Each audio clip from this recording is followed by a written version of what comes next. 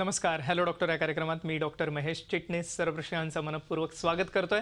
आपल्याच्या कार्यक्रमाचा विषय आहे तो आहे हृदयविकारांपासून मुक्ती आणि याविषयी चर्चा करण्यासाठी साक्षात धन्वंतरी समान असणारे वैद्यराज समीर गोविंद जमदग्नी आपल्याच्या कार्यक्रमात सहभागी झालेले आहेत. तर मी आपली सर्वप्रथम ओळख करून देतोय वैद्यराज समीर गोविंद जमदग्नी यांची. नमस्कार सर. नमस्कार. वैद्यराज समीर गोविंद जमदग्नी यांच्या मार्गदर्शनाखाली विश्वामृत चिकित्सालयामध्ये सर्व प्रकारच्या दीर्घकालीन आजारांसाठी उपचार उपलब्ध आहेत. पण खास करून आपला जो आजच्या कार्यक्रमाचा विषय आहे तो आहे हृदयविकारांपासून मुक्ती. आपल्याला माहितीच आहे की हृदयविकार म्हटलं की खास करून विविध प्रकारचे आजार आपल्या डोळ्यासमोर येतात. पण हार्ट अटॅक डिसीज किंवा हृदयाच्या धमनींचा आजार सर्वप्रथम डोळ्यासमोर येतो. गेल्या काही वर्षात तरुणांमध्ये हार्ट अटॅकचं प्रमाण वाढलेलं आहे.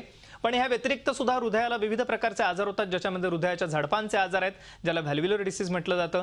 कंजेनायटल हार्ट डिसीज म्हणजे जन्मजात असणारे हृदयाचे आजार. ह्याच्या व्यतिरिक्त हृदयाच्या भिंतींचे आजार, स्नायू कमकुवत झाल्यामुळे हार्ट फेल्युअर सारखा आजार आपल्याला दिसतो. आणि आधुनिक शास्त्रामध्ये केवळ उपचार करत असताना या ठिकाणी ब्लॉकेज काढली जातात किंवा शस्त्रक्रिया केली जाते, पण हृदयविकार समूळ काही नष्ट केला जात नाही आणि त्यामुळे आयुष्यभर रुग्णाला औषधांवरती राहायला लागतं आणि अर्थातच ह्या सर्व औषधांचे दुष्परिणाम सुद्धा आपल्याला शरीरावरती दिसतात. हे सर्व कुठेतरी टाळायचं असेल तर संपूर्ण जगाचं लक्ष आयुर्वेदाकडे लागलेलं आहे एक आशेचा किरण म्हणून. आणि म्हणूनच आयुर्वेदाच्या सिद्धांतांवरती आधारित विश्वामृत चिकित्सा जी खास करून वैद्यराज समीर गोविंद जमदग्नी यांच्या मार्गदर्शनाखाली आज विश्वामृत चिकित्सालयामध्ये दिली जात आहे, ज्याची आपण जरूर कास धरा हृदयविकारांपासून मुक्ती मिळवण्यासाठी. मी मगाशी सांगितल्याप्रमाणे वैद्यराजांचं व्यक्तिमत्व आता महाराष्ट्राला सुपरिचित आहेच, पण खास करून आयुर्वेदाच्या प्रचार आणि प्रसारार्थ वाहून घेतलेले वैद्यराज यांच्या मार्गदर्शनाखाली विश्वामृत चिकित्सालय पुणे आणि मुंबई या दोन्ही ठिकाणी उपलब्ध आहे.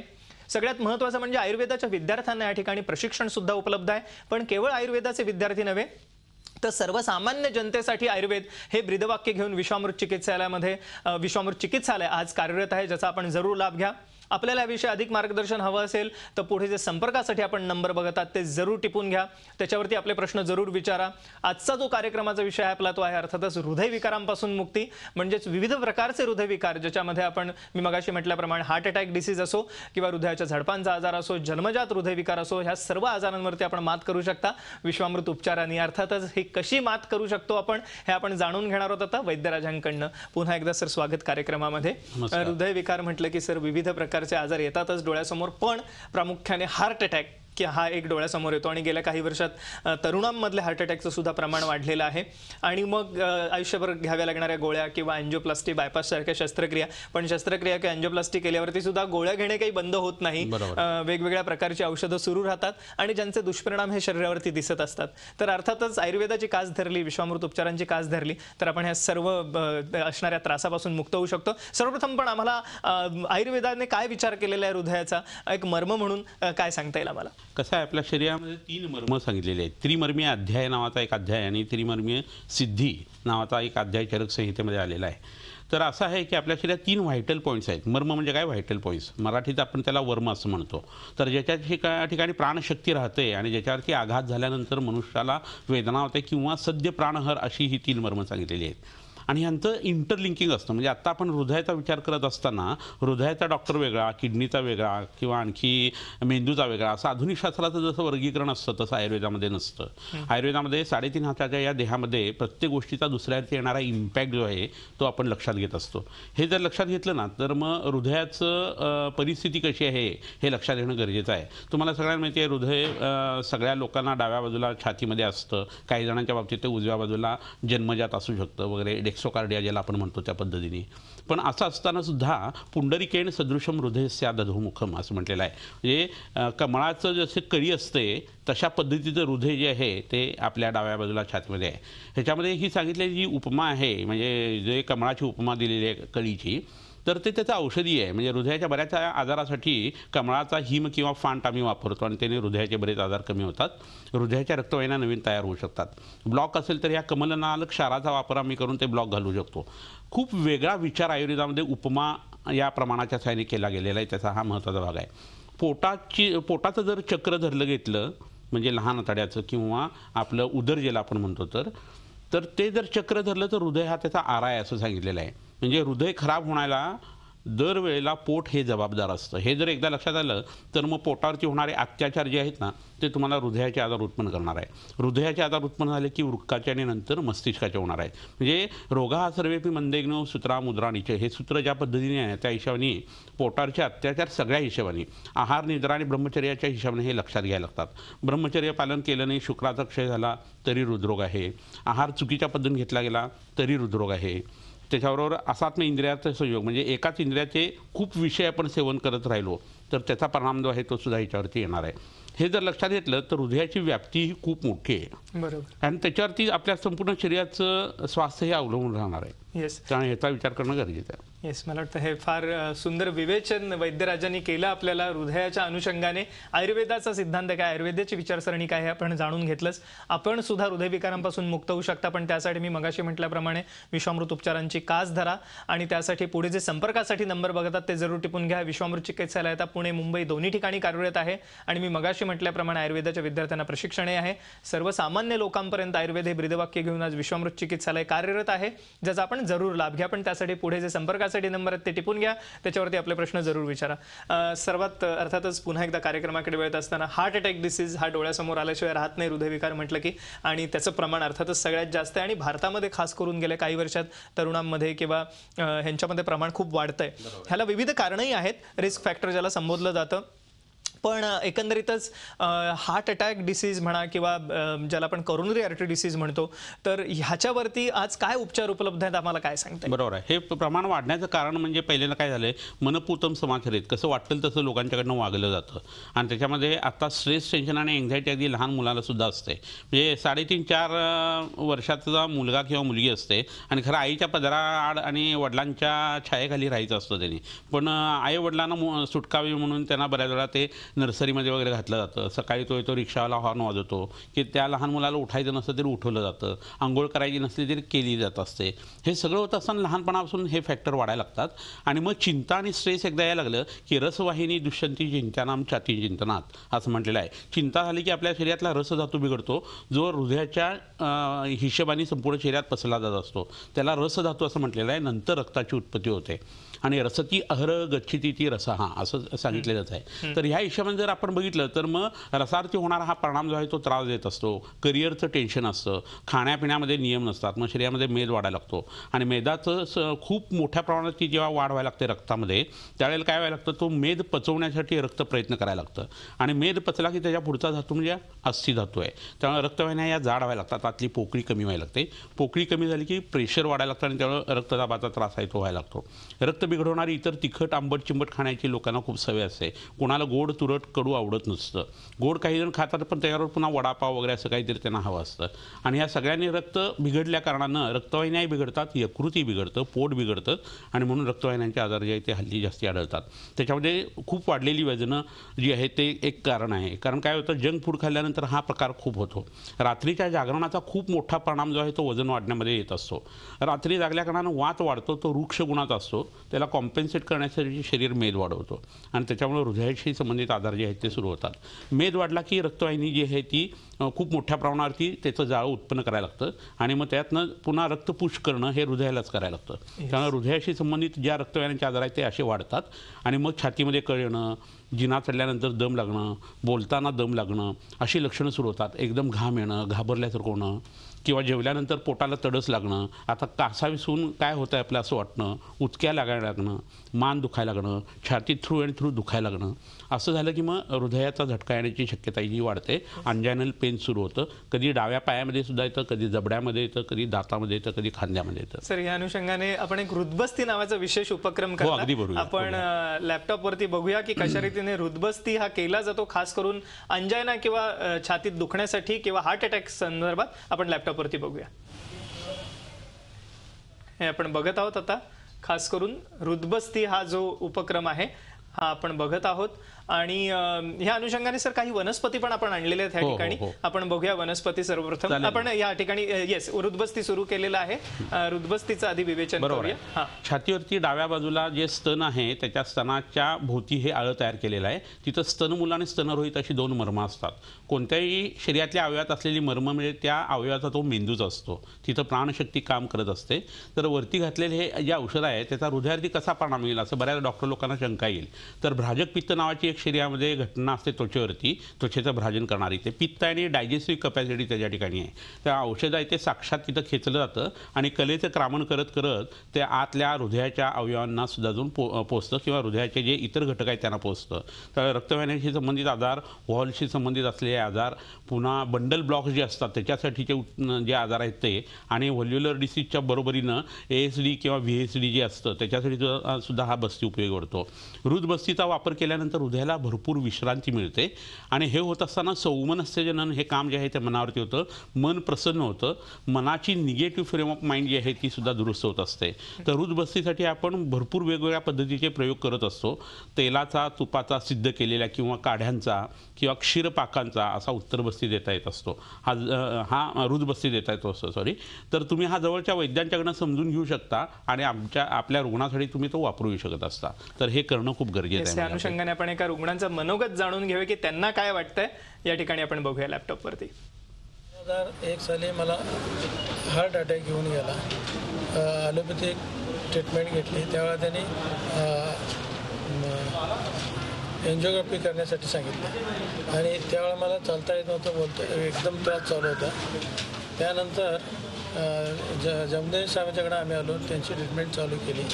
त्यानंतर त्यांनी त्यांच्या ह्याच्याप्रमाणे सगळे उपचार घेतले आणि त्यापासून आतापर्यंत मला पूर्ण बरं आहे. मला आता परत काय त्याचा त्रास झालेला नाही.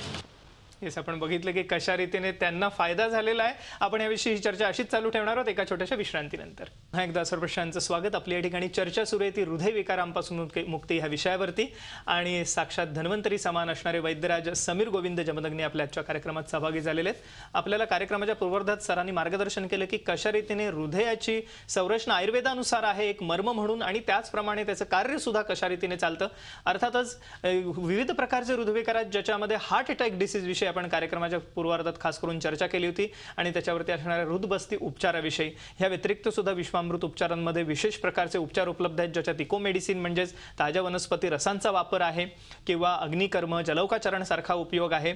आणि ह्या व्यतिरिक्त सुद्धा काही विशेष उपक्रम केले जातात ज्याला सर आपण प्रेशर पॉइंट असं काहीतरी संबोधता आणि त्याविषयी आपण कार्यक्रमाच्या पूर्वार्धात थोडंसं विवेचन केलं होतं. पण प्रेक्षकांसाठी आपण एक लॅपटॉपवरती बघूया की कशा रीतीने हे हृदयविकारांवरती मात करण्यासाठी केलं जातं आणि या ठिकाणी आपण बघूया लॅपटॉपवरती की कशा रीतीने हे केलं जातं. काय सांगता येईल सर? बरोबर.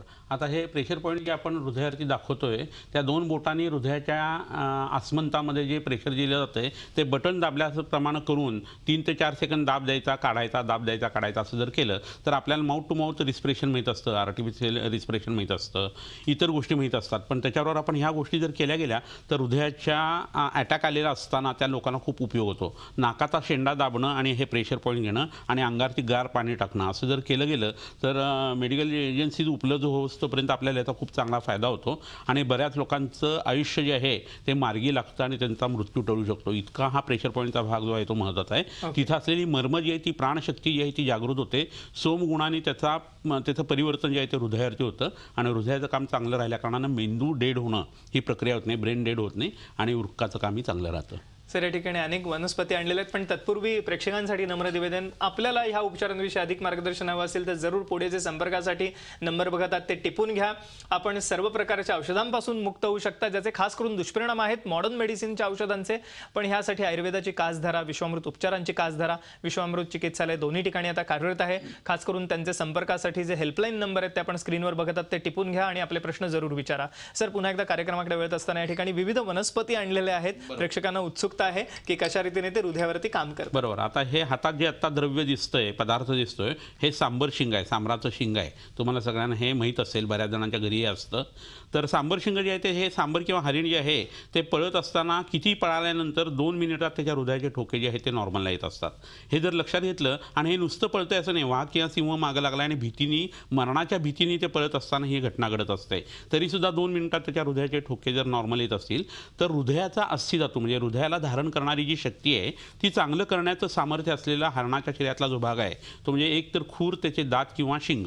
तर शिंग ही गळून पडत असतात म्हणून आयुर्वेदाने वापरलेली आहेत. ह्याचं 1 चमचा गंध जे आहे ते पोटामध्ये गाईच्या दुधावरती 21 दिवस घ्यायचं असतं आणि रोज थोडं थोडं चालणं जे आहे ते हळूहळू वाढवायचं की लोकांना जो दम लागतो तो कमी व्हायला लागतो, धाप लागत नाही, घाम येत नाही आणि त्यांच्या हृदयाचं आरोग्य सुधारायला लागतं, नवीन रक्तवाहिन्या तयार व्हायला लागतात.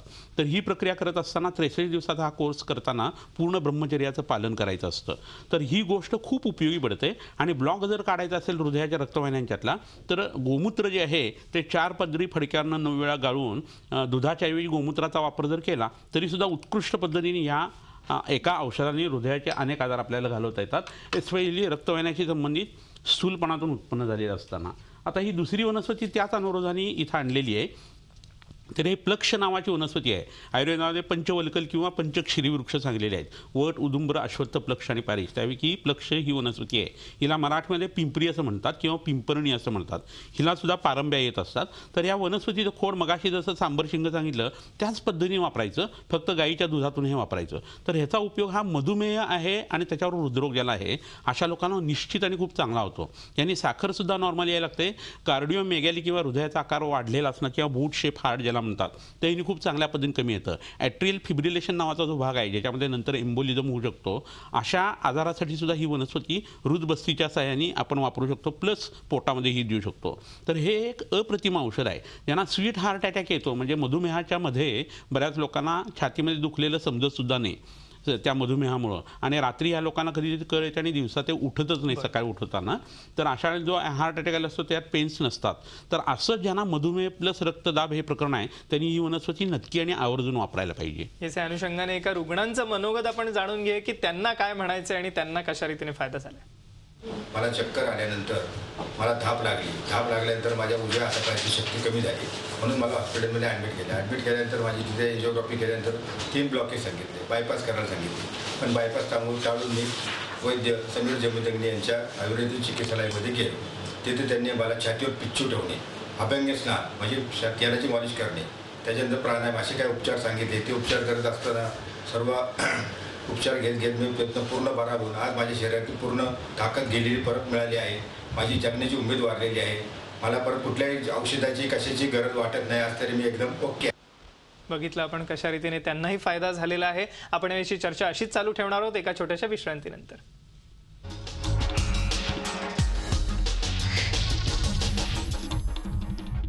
नमस्कार, हॅलो डॉक्टर या कार्यक्रमात पुन्हा एकदा सर्वश्रांचं स्वागत. आपल्या या ठिकाणी चर्चा सुरू आहे ती हृदयविकारांपासून मुक्ती ह्या विषयावरती आणि साक्षात धन्वंतरी समान असणारे वैद्यराज समीर गोविंद जमदग्नी आपल्या आजच्या कार्यक्रमात सहभागी झालेले आहेत.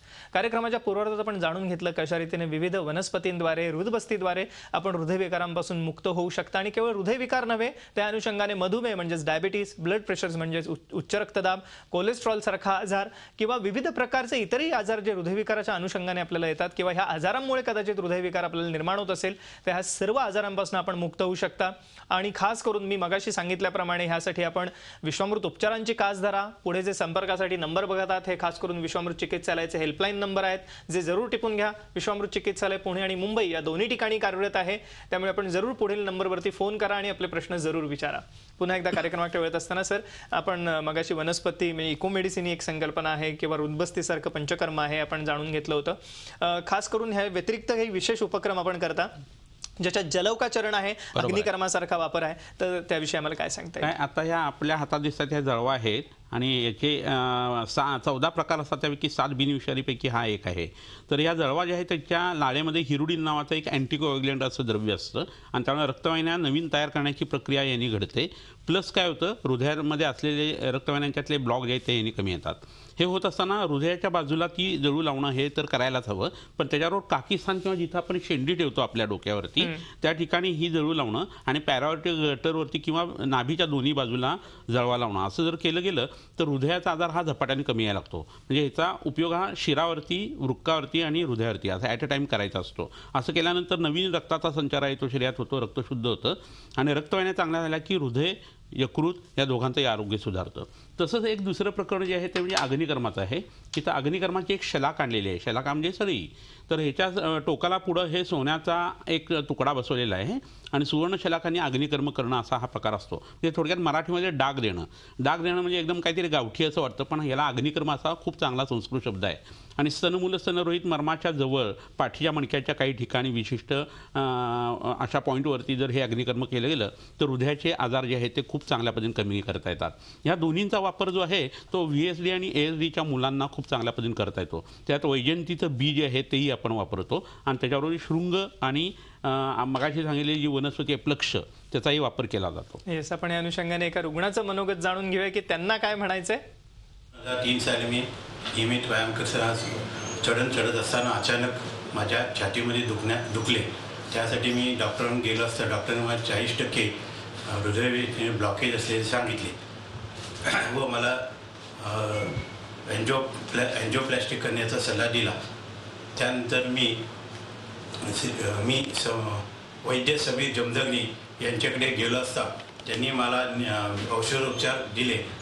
औषध करत असताना शिरोधारा व जळू लावणे हेही औषध दिले. हा औषध हे मी नियमित वर्षभर त्यांच्याकडे घेतले आणि माझा आता 10 वर्ष होऊन गेली. यात मला कुठलाही आजार. येस, आपण बघितलं की कशा रीतीने त्यांनाही फायदा झालेला आहे. सर, थोडक्यात आमच्या प्रेक्षकांना काही सल्ला देता येईल? हृदयाचा कोणताही आजार जरी असला, रक्तवाहिन्याशी संबंधित, मसलशी संबंधित किंवा कंडक्शन डिसऑर्डर काही जरी असली किंवा पेरिकार्डायटिस वगैरे असला, काही जरी तुम्हाला असलं ना तर तुम्ही त्याच्यासाठी आयुर्वेदातलं पंचकर्म जे आहे त्याचा वापर करायला पाहिजे. बस्ती, वमन आणि विरेचनेचा खूप चांगला फायदा होतो. नस्याचा खूप चांगला फायदा होतो. ब्रह्मचर्याचा अनन्यसाधारण महत्त्व आहे. आत्ता सांगितलेल्या वनस्पती आहे त्याच्या अर्जुन वनस्पती, पिंपरीची वनस्पती किंवा शृंग आहे त्याचा वापर करायला पाहिजे. जळवा लावणं हा प्रकार जो आहे तो जवळच्या वैद्यांच्याकडनं तुम्ही समजून घ्या. अग्निकर्माचा वापर करा आणि जेवण जे आहे ते 40 वर्षानंतर एकभुक्त तुम्ही राहायला सुरुवात करा. एकदा जेव्हा संध्याकाळी फक्त गाईचं दूध प्या. तर तुम्हाला हृदयाशी संबंधित आजार असेल तर तो लवकर बरा होईल आणि नसेल तर होणारच नाही आणि त्याचा परिणाम म्हणून तुमचा मेंदू आणि वृक्क हे दोन्ही शेवटपर्यंत सक्षम राहतील आणि त्याचा परिणाम म्हणून तुम्ही दीर्घायुष्य व्हाल. येस, मला वाटतं हा एक मोलाचा सल्ला होता एक दीर्घायुष्य होण्यासाठी. पण आपल्याला जर का हृदयविकार असेल तर आपण घाबरून जाऊ नका. विश्वामृत चिकित्सालयाची त्यासाठी आपण कास धरा आणि त्यासाठी पुढे जे संपर्कासाठी आपण नंबर बघत आहात हे हेल्पलाईन नंबर आहेत विश्वामृत चिकित्सालयाचे, जे आपण जरूर टिपून घ्या. आपले प्रश्न जरूर विचारा. विश्वामृत चिकित्सालय पुणे, मुंबई दोन्ही ठिकाणी कार्यरत आहे, ज्याचा आपण जरूर लाभ घ्या. वैद्यराज, आपण आमच्या आजच्या कार्यक्रमात सहभागी झालात आणि अमूल्य मार्गदर्शन सर्वश्रेने केलं त्याबद्दल मनपूर्वक आभार. धन्यवाद. नमस्कार.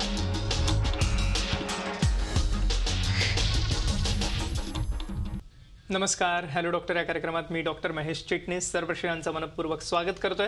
आपल्याच्या कार्यक्रमाचा विषय आहे तो आहे ब्लड प्रेशर म्हणजेच उच्च रक्तदाब. आणि ब्लड प्रेशर म्हटलं की अर्थातच आपल्या डोळ्यासमोर हृदयविकार किंवा हार्ट अटॅक डिसीज सुद्धा येतो.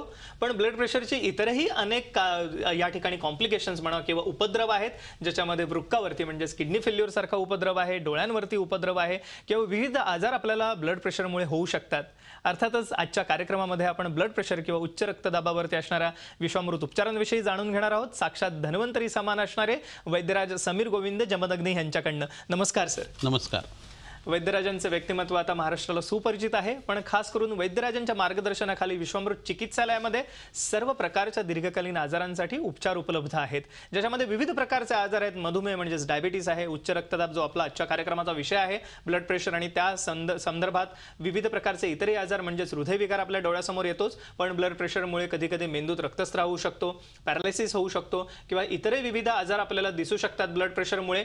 तर ह्या सर्व आजारांवरती असणाऱ्या उपचारांविषयी आपण मार्गदर्शन घेणार आहोतच. पण खास करून विश्वामृत चिकित्सालयामध्ये इतरही सर्व आजारांसाठी या ठिकाणी उपचार आहेत, ज्याच्यामध्ये त्वचा विकार आहेत, दम्या किंवा श्वसनाचे आजार आहेत, पोट विकार आहेत.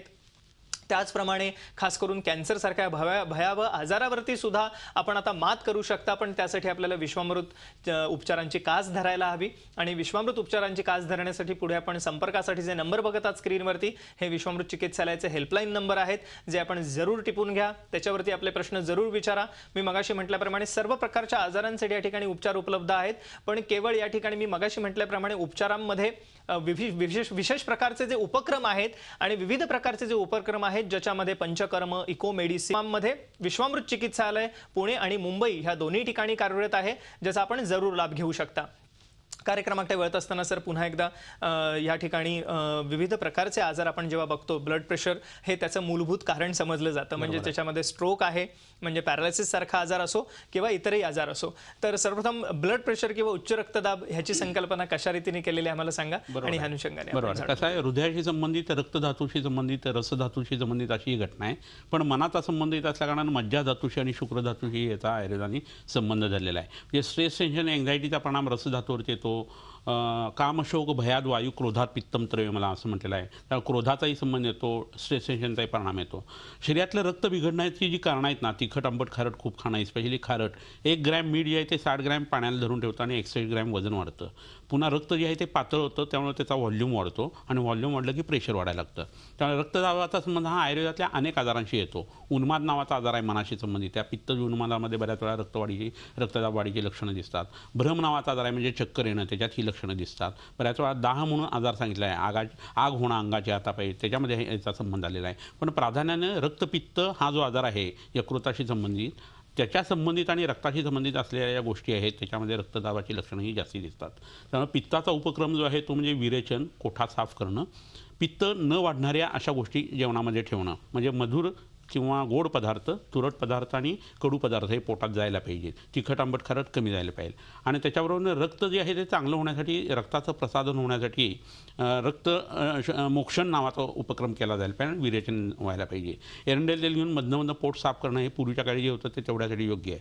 ते थांबलं आणि आता जंक फूडसारखे पदार्थ आल्या कारणानं रक्तदाबाचा त्रास बऱ्याच वेळेला झालेल्या लोकांना दिसून येतो. स्ट्रेस, टेन्शन, एन्झायटी, अतिमैथून कर्म, अतिव्यायाम आणि रात्रीची जागरणं ही वाढल्या कारणानं तरुण वयात सुद्धा आता रक्तदाब खूप लोकांचा वाढतो आणि तो लक्षात येत नाही. खूप हळूहळू कासवाच्या चालीने तो येत असतो. डोकं मागच्या बाजूला दुखायला लागलं की बऱ्याच वेळेला रक्तदाब वाढलेला असतो असं लक्षात येतं. चिडकेपणा वाढला कोणाचाही तर रक्तदाब वाढलाय का हे बघणं गरजेचं असतं. अति घाम येणं, आंघोळ केल्यानंतर लगेच फॅनच्या खाली येऊन फॅन चालू करणं, हा जो प्रकार आहे हा रक्तदाब वाढलेल्या लोकांचंच लक्षण असतं.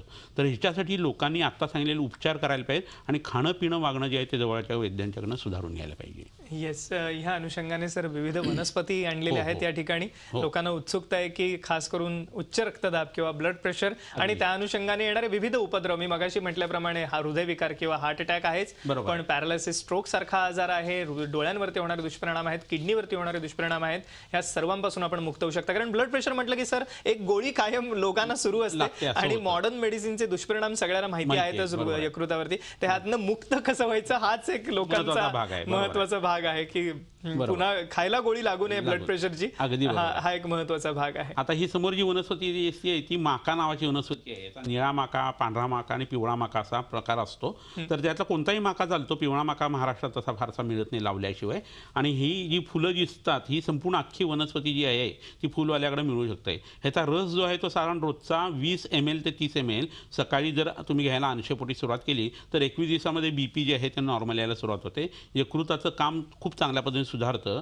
पिवळे काळसर असे जुलाब होऊन जायला लागतात आणि शरीरातलं रक्त जे आहे त्याचं प्रसादन होतं आणि उत्तम पद्धतीने BP जे आहे ते नॉर्मल राहतं. ह्याच्याबरोबर क्षीर कल्याणक घृत म्हणून जे आहे त्याचा गुळवेलीच्या काड्याबरोबर जर बस्ती दिला गेला तर स्थायी स्वरूपात BP कायमस्वरूपी कमी येतं.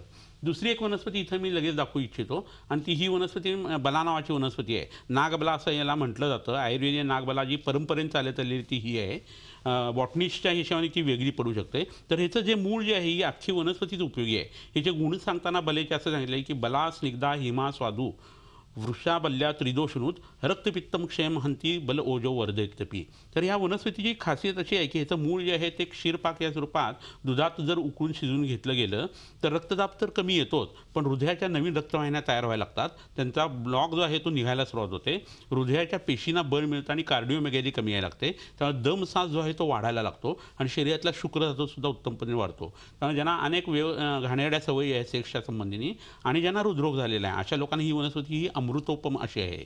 तर या वनस्पतीची खासियत अशी म्हणजे रक्तवाहिन्यांच्यावरती उत्पन्न होणारा जो परिणाम आहे तो व्हाझो डायलेटिंग ॲक्शन याची येते आणि छातीतली कळ लगेच कमी येते. तशीच एक दुसरी वनस्पती लगेच इथं दाखवणं उपयोगी आहे. इथं कोष्ठ कोलिंजन नावाची ही वनस्पती आहे असंच दुसरं एक हिमालयात मिळणारं मूळ आहे सासुरिया लप्पा किंवा ज्याला कोष्ठ पुष्कर मूळ असं म्हणतात. तर ह्याची ॲक्शन तरी एवढी छान आहे की ह्याच्या कंदाची जी पावडर तयार करायची आणि ती सबलिंगोल जर जिभेच्या खाली जर ठेवली गेली तर हृदयाच्या रक्तवाहिन्यांच्यावरती साक्षात लगेच परिणाम येतो आणि हार्ट अटॅकच्या लोकांना हे अमृतोपम आहे. जे सॉर्बिट्रेटचं काम जसं आधुनिक शास्त्रातलं औषध करतं तसं सासुरिया लप्पा नावाच्या वनस्पतीचं चूर्णसुद्धा करतं. इतकं हे अप्रतिम औषध आहे आणि लोकांना त्याची कल्पना नसते. तर हृदरोगाच्या लोकांनी किंवा ज्यांचा रक्तदाब वाढलेला आहे अशा लोकांनी जवळच्या वैद्याला भेटायला पाहिजे आणि ह्या औषधांची माहिती नक्की करून ती औषध आपल्याजवळ ठेवायला पाहिजेत.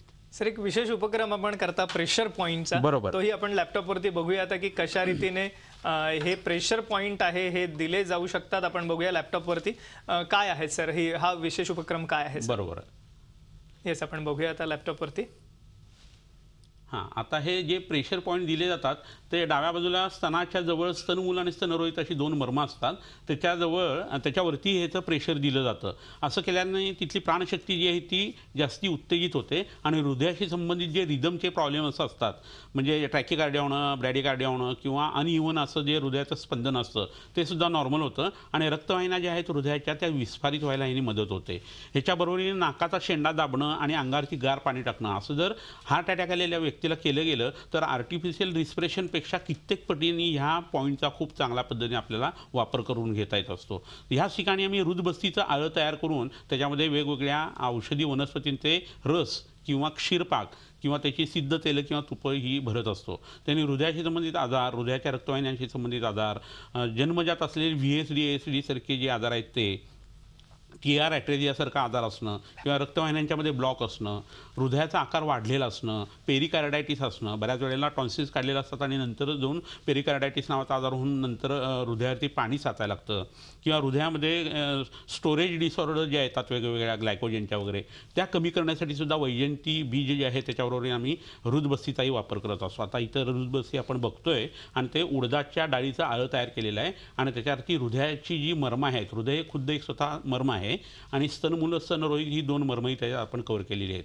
तर हे केल्या कारणाने हृदयाचं आरोग्य तर सुधारणा होत आहे पण इन कनेक्शन ब्रेनशी संबंधित असलेले जे आजार आहेत ना ते आणि वृक्काशी संबंधित आजार जे आहेत तेही कमी करता येतात. याचं कारण काही त्रिमर्म किंवा ही 3 व्हायटल पॉईंट जे आहेत किंवा हे जे अवयव आहेत ते एकमेकांशी संबंधित असतात. त्यांचा फिजिओलॉजिकल रिलेशन हा आयुर्वेदाने सांगितलेला आहे. त्यामुळे हृदयाचा आजार असलेल्या लोकांनी वृक्काची ट्रीटमेंट करून घ्यायला पाहिजे, मस्तिष्काचीही करून घ्यायला पाहिजे. ऑपरेशन करताना तुम्ही पहिल्यांदा वृक्काला प्रोटेक्शन करायला पाहिजे, मेंदूला प्रोटेक्शन करायला पाहिजे. म्हणजे हृदयाचा आजार तुम्ही शस्त्रकर्मांनी दुरुस्त करत असताना तुमच्या मेंदूतली रक्तवाहिनी फुटत नाही किंवा क्रिएटिन लेवल वाढून किडनी फेल्युअरमध्ये तुम्ही लँड होत नाही. तर ही लोकांना गोष्ट कल्पना नसते पण आयुर्वेदाने त्रिमर्मी आणि त्रिमर्मीय सिद्धी अशा दोन्ही पद्धतीने ह्या आजाराचा विचार, तिन्ही अवयवांचा विचार हा आयुर्वेदात करून ठेवला आहे. हे खूप महत्त्वाचं आहे. येस, आपण या अनुषंगाने एका रुग्णाचं मनोगत जाणून घ्या की कशा रीतीने विश्वामृत चिकित्सालयाला भेट दिल्यानंतर त्यांच्या आयुष्यामध्ये परिवर्तन घडलेलं आहे. आपण बघूया आता लॅपटॉपवरती. निगडी 2003 साली मी नियमित व्यायाम चढत असताना अचानक माझ्या छातीमध्ये दुखले. त्यासाठी मी डॉक्टरांना गेलो असता डॉक्टरांनी मला 40% हृदय ब्लॉकेज असलेले सांगितले व मला एन्जिओप्लास्टिक करण्याचा सल्ला दिला. त्यानंतर मी वैद्य समीर जमदग्नी यांच्याकडे गेलो असता त्यांनी मला औषधोपचार दिले. औषध करत असताना शिरोधारा व जळू लावणे हेही औषध दिले. हा औषध हे मी नियमित वर्षभर त्यांच्याकडे घेतले आणि माझा आता 10 वर्ष होऊन गेली. यात मला कुठलाही आजार असा राहिला नाही. आपण बघितलं की कशा रीतीने त्यांच्या आयुष्यात परिवर्तन घडलेलं आहे. अर्थातच जरूर आपल्याला जर का हृदयविकार असेल तर विश्वामृत उपचारांची कास धरा. त्यासाठी पुढे जे संपर्कासाठी नंबर बघत आहात तेही जरूर टिपून घ्या. आपण ही चर्चा अशीच चालू ठेवणार आहोत. अधिक उपचारांविषयी आपण माहिती घेणार आहोत एका छोट्याशा विश्रांतीनंतर.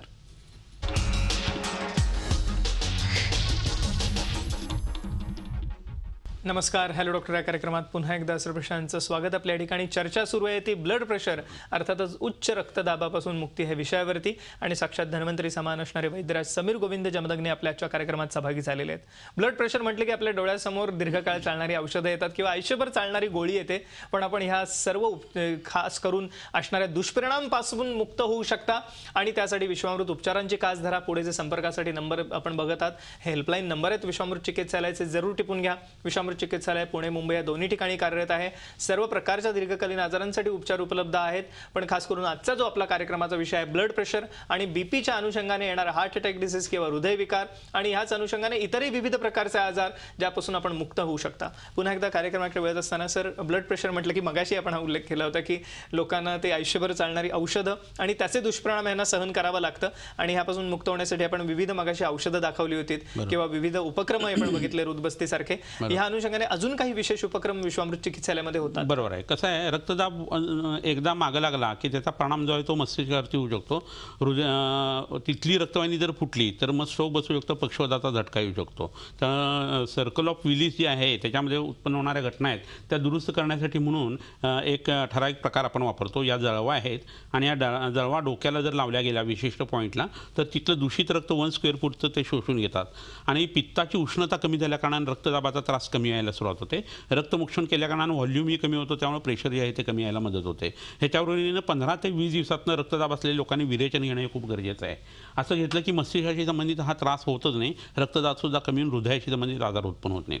विरेचन केल्याचा दुसरा परिणाम म्हणजे गृहिणी नावाचा अवयव चांगला होतो आणि त्याच्यामुळे डोळ्यावरती येणारा जो परिणाम आहे रक्तदाबाचा तो कमीत कमी होतो. ह्याच्याबरोबरीनं आणखीन एक महत्त्वाची गोष्ट इथं मी आणलेली आहे ती दाखवणं इच्छित आहे. इथं ज्येष्ठमध आणलेलं आहे पण, आणि ज्येष्ठमधाच्या पावडर किंवा इथं तयार केलेलं सिद्ध तूप जे आहे ते पोटामध्ये जर घेतलं गेलं तर रक्तदाबाचा आणि मधुमेहाचा येणारा डोळ्यावरचा परिणाम आपल्याला घालवता येतो. त्याच्याबरोबरीनं वृक्काचं काम व्यवस्थित शेवटपर्यंत चांगलं राहण्यासाठी रक्तदाबाच्या लोकांना खूप अडचण येत असते. तर अशा वेळेला जर ह्याचा बस्ती दिला गेला तर किडनी फेल्युअरमधनं उत्पन्न होणारं जे क्रिएटिन लेवल वाढणं हे प्रकरण जे आहे ते शतावरी बस्ती आणि अष्टादी बस्ती जो आहे त्याच्या सहाय्याने आपण कमी करू शकत असतो. ह्याच्याबरोबरीनं आणखीन एक वनस्पती इथं दाखवणं इष्ट आहे. तुम्हाला सगळ्यांना हा वाळा माहीत असेल. तर हा वाळा शीत गुणाचा आहे आणि रक्तपित्ताला कमी करणारा आणि रक्ताचं प्रसादन करणारा आहे. त्यामुळे यकृताचं आरोग्य चांगलं राहतं. यकृतापासून पुढं वरती निघून हृदयाची उत्पत्ती जी आहे ती आपल्याला दिसते. जसं कमळाची कळी असते त्या पद्धतीने ते दिसत असतं. तर ह्याचा हिम किंवा फांट जो आहे तो सकाळी संध्याकाळी 2 वेळा जर घेतला गेला तर रक्तदाब जो आहे तो कमी यायला मदत होते, चक्कर कमी येते आणि त्याच्याबरोबर कानामध्ये येणारा आवाजसुद्धा यांनी कमी यायला लागतो. तर हे नेहमी घेण्याचं प्रकरण आहे. ह्याच्याबरोबर दुरालाबादी कषाय नावाचं एक औषध आहे, ते जर घेतलं तर रक्तदाब हा चांगल्या पद्धतीने कमी यायला सुरुवात होते. ह्याच्याबरोबर तिक्त क्षीर बस्ती जे आहेत ते किंवा क्षीर कल्याण घृताचे बस्ती हे जर केले गेले गुळवेलीच्या काढ्याच्या बरोबरीनं तर स्थायी स्वरूपात रक्तदाब हा आहे तो नॉर्मल येतो. सर्पगंधेची पावडर त्याच्याबरोबर जर रात्री झोपताना जर घेतली गेली तर मग धडधड होणं छातीमध्ये आणि रक्तदाब वाढलेला असणं ह्या गोष्टीसुद्धा कमी येऊ शकतात. या अनुषंगाने आपण एका रुग्णांचं मनोगत जाणून घेऊया लॅपटॉपवरती की त्यांना काय म्हणायचं. राहणार भावनेपेठ, वय वर्ष 62. 2012 साली मला चक्कर आल्यानंतर मला धाप लागल्यानंतर माझ्या उजव्या हातापायची शक्ती कमी झाली म्हणून मला हॉस्पिटलमध्ये ॲडमिट केलं. ॲडमिट केल्यानंतर माझी तिथे एन्जिओग्राफी केल्यानंतर 3 ब्लॉकेज सांगितले, बायपास करायला सांगितले. पण बायपास टाळून मी वैद्य समीर जमदग्नी यांच्या आयुर्वेदिक चिकित्सालयामध्ये गेलो. तिथे त्यांनी मला छातीवर पिच्चू ठेवणे, अभ्यंग स्नान म्हणजे तेलाची मॉलिश करणे, त्याच्यानंतर प्राणायाम असे काही उपचार सांगितले. ते उपचार करत असताना सर्व उपचार घेत मी प्रयत्न पूर्ण बरा होऊन आज माझ्या शरीराची पूर्ण ताकद गेलेली परत मिळाली आहे. माझी जगण्याची उमेद वाढलेली आहे. मला परत कुठल्याही औषधाची कशाची गरज वाटत नाही. आज तरी जसं आपण बघितलं की कशा रीतीने त्यांनाही फायदा झालेला आहे विश्वामृत उपचारांचा. पण त्यासाठी पुढे जे संपर्कासाठी आपण नंबर बघत आहात ते टिपून घ्या. आपण याविषयी अधिक मार्गदर्शन घेऊ शकता. आपण ही चर्चा अशीच चालू ठेवणार आहोत एका छोट्याशा विश्रांतीनंतर.